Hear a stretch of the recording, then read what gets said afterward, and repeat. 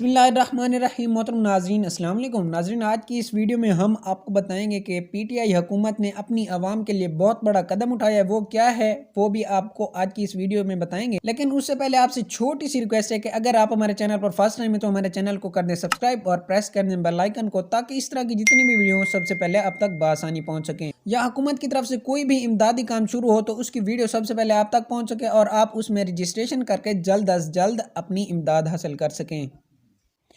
ناظرین آپ کو بتاتے چلیں کہ پی ٹی آئی حکومت کی طرف سے صوبہ پنجاب میں پنجاب مزدور کارڈ کا اجرا کر دیا ہے، جس میں صوبے بھر کے 12 لاکھ افراد اور ان کے 68 لاکھ لواحقین اس سے فائدہ حاصل کر سکیں گے۔ پنجاب مزدور کارڈ کی طرف سے ہدایات دی گئی ہیں، وہ کون سی ہیں وہ آپ کو بتاتے ہیں۔ ناظرین پہلے نمبر پر بتایا گیا ہے کہ پنجاب سوشل سیکورٹی سے رجسٹرڈ 12 مزدور اور ان کے 68 لاکھ لواحقین مستفید ہوں گے۔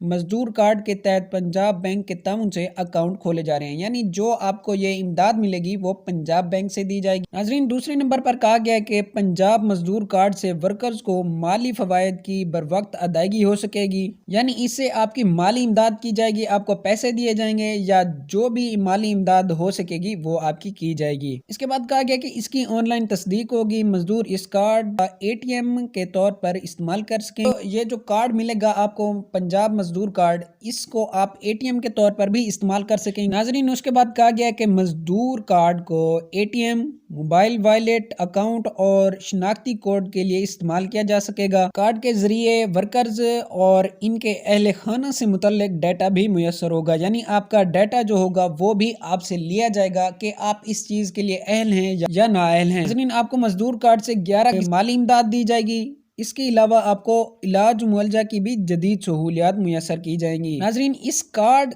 سے دکان اور سٹورز پر جو سوائپ مشین ہوتی ہے اس کی سہولت بھی آپ کو دی جائے گی، اور تجارتی مقامات پر یعنی آپ کوئی چیز خریدتے ہیں تو اس میں آپ کو رعایت بھی دی جائے گی۔